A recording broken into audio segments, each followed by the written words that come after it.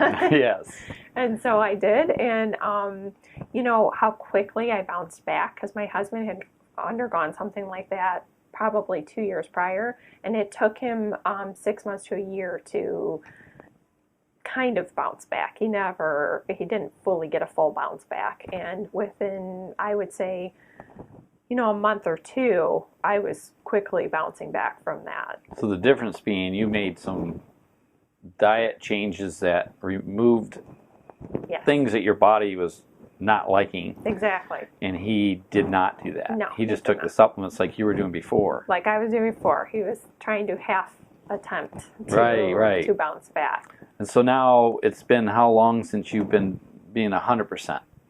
Oh, it's hard to say, because I think, like you said, once I hit my stride and I was on my way back up to health, I started feeling so good. I couldn't tell you the day when I said, wow, you know, but it just, because it became such a natural part of life for me. So it's been months or weeks or? Oh, since I've been 100%, I would say it's been over a year. Okay, well good. Over a year. So I've been doing this solidly for over a year and a half, and I would say I've noticed in the last year that this year was unlike any others. Times in my life when I would say, oh, I'm going to go through Christmas, and after Christmas I'm going to get very sick, because that's what would happen every year.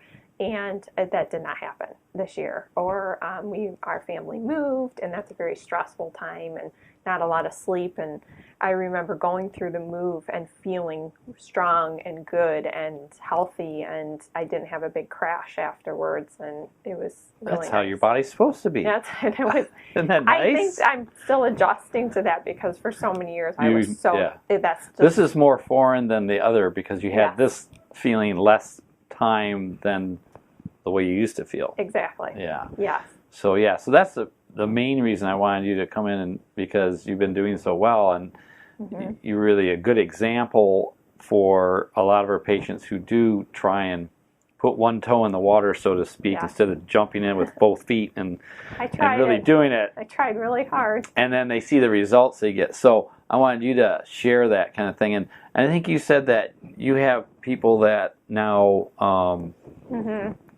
consult you to say, hey, what are you doing? Because you look so good, and you seem like your health is so awesome. Right. And so you're helping people commit to things. And so what do they tell you when they're doing things? They tell me the same thing I told you of, well, I can't fully do that. I can't do that.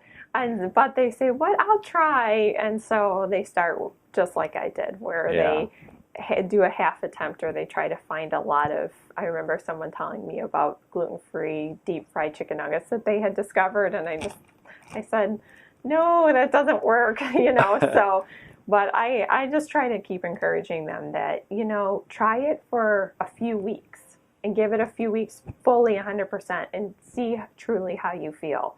And if they can commit to that, they stay on it, because they realize the benefits of it. And then for me, I tell them, I say, for me, it's not, I remember it being very difficult at the beginning, because I felt like everything changed. And for me, but now I don't think about it at all. It's normal life. It's just standard operating procedure standard. now. It's just life. It's your new lifestyle. That's right.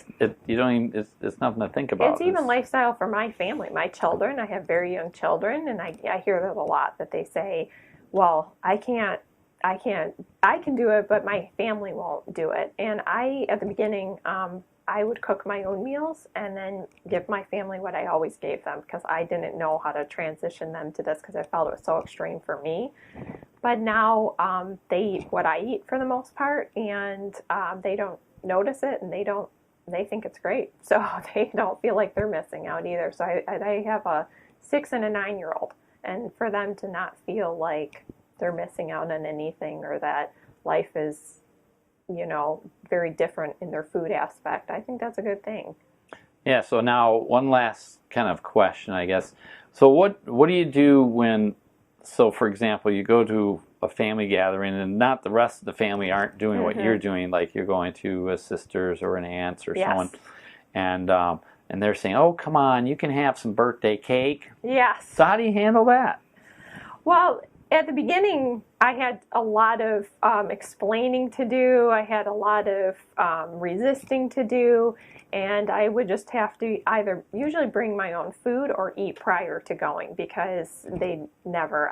My husband's family is Italian, so I call them the gluten family. I mean, that's just everything's bread, pasta, everything. So it was very difficult, and it was kind of a joke. Everyone thought I was on a new fad, the gluten-free fad. You know, it was kind of, there was a lot of, you know, it was exhausting at first. But, you know, again, just like anything else, when you stick with it, they see how healthy I am. They see how well I'm doing. They see the benefits, and now they want what I have. So they are now making attempts to help me. They don't pressure me, and they say, well, I'm providing this for the party, but can I make something for you? Can I provide something for you? And now they help me in it. So Good. It's really nice. It's kind of like how I tell some of my other patients. I said, if you were a diabetic or you were an alcoholic, you wouldn't expect your family to say, oh, come on, you can just have one drink. That's exactly it. Oh, come on, this sugar won't hurt your diabetes. Just have some. Right. You know, they know it's a condition, a situation that you have. Yes. And so now they realize that it's an actual health issue that impacts your health greatly. Yes. And if you go off of that diet or lifestyle, it has a negative impact. That's exactly. And they don't want to see that. No, and I think I wasn't 100% convinced when I started on. I was desperate, and that's why I fully committed and said I'm doing it. But I don't think I was 100% convinced that I even felt this is really the problem. Because I didn't want to admit that. I didn't want to admit that this was the problem. And I would have a serious of a problem as someone who struggles with alcoholism or something, that it was that I couldn't let that go. It was, and I didn't think that was the problem. And so I think that when people would come with me and say, well, you can just have that, I didn't fully disagree with them, because I don't think I fully believed that. But now when I can confidently say to them, here was before, here was after, I can confidently say to you, we've eliminated the problem, and that was the problem. So if you're confident in it, other people won't pressure you as much. Right, I agree. And even going out to eat's not as hard either, right? It's very easy. No, you just say, I'm going to order this, this, and this. It's very easy. Give me double vegetables. And it's shocking. Don't bring the bread to the table. No, and it's shocking how many places will work with you too. Yeah, to say, you know, some say they have a specific gluten-free menu, but sometimes, especially if it's a smaller place, you can go in and say, I'd like this fish, but just don't prepare it that way. And they'll work with you. That's what I found too. Yeah. So I think that you're giving this information through this video is going to help a lot of people. I hope so. Yeah. I hope so. Really appreciate it. Thank you. You bet.